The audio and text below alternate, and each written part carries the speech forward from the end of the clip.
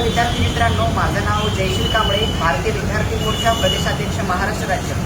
आज आम्ही छत्रपती संभाजीनगरच्या समाज कल्याण विभागामध्ये आलेलो आहोत आणि यामध्ये येण्यामागचं कारण असं आहे की 1 महिन्या अगोदर भारतीय विद्यार्थी मोर्चाच्या वतीनं आम्ही विद्यार्थ्यांच्या ज्या स्वाधांच्या बाबतीतल्या समस्या आहेत, शासकीय वसतिगृहाच्या बाबतीतल्या ज्या समस्या आहेत त्या संदर्भामध्ये मोठं आंदोलन केलं होतं आणि त्या आंदोलनाला पाठपुरावा म्हणून समाज कल्याण विभागाचं एक पत्र आम्हाला मिळालं होतं आणि ज्या आमच्या मागण्या आहेत त्या लवकरच पूर्ण करू असं आशयाचं पत्र त्यांनी आम्हाला दिलं होतं। या पत्रकातल्या किती मागण्या पूर्ण झाल्या याचा लेखाजोखा घेण्यासाठी आणि स्वाधारच्या ज्या समस्या आहेत त्या बाबतीमध्ये आम्ही बोलण्यासाठी या ठिकाणी आलो होतो।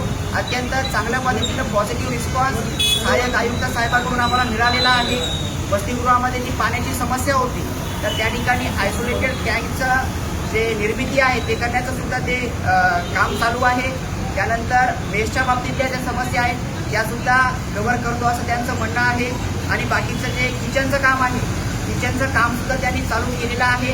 अत्यंत चांगल्या पद्धतीची डिजिटल किचन विद्यार्थ्यांना मिळणार आहे आणि सर्वात महत्त्वाचं म्हणजे जे स्वाधारच्या बाबतीतल्या समस्या होत्या विद्यार्थ्यांना 25 आणि 26 या वर्षातले जे विद्यार्थी आहेत त्या विद्यार्थ्यांना सेंडबॅगची समस्या येत होती तर त्याचं निवारण अद्यापही झालेलं नाही आहे।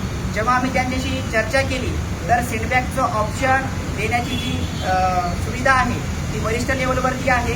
त्यामुळे तुम्ही दिलेलं निवेदन आणि विद्यार्थ्यांचे जे प्राप्त झालेले अर्ज आहेत सोबतच त्यांचा अर्ज असे काही अर्ज जे आहेत ते आम्ही वरिष्ठ स्तरावरती पाठवू आणि विद्यार्थ्यांच्या जे सेंडबॅगची समस्या आहे त्याचं निवारणसुद्धा लवकरच करू अशी सूचनासुद्धा त्यांनी त्यांच्या वतीनं आम्हाला मिळालेली आहे। त्यामुळे लवकरच सेंडबॅगची जी समस्या आहे ती सॉल्व्ह होईल अशी अपेक्षा आम्ही या ठिकाणी व्यक्त करतो आणि इथंच थांबतो। धन्यवाद।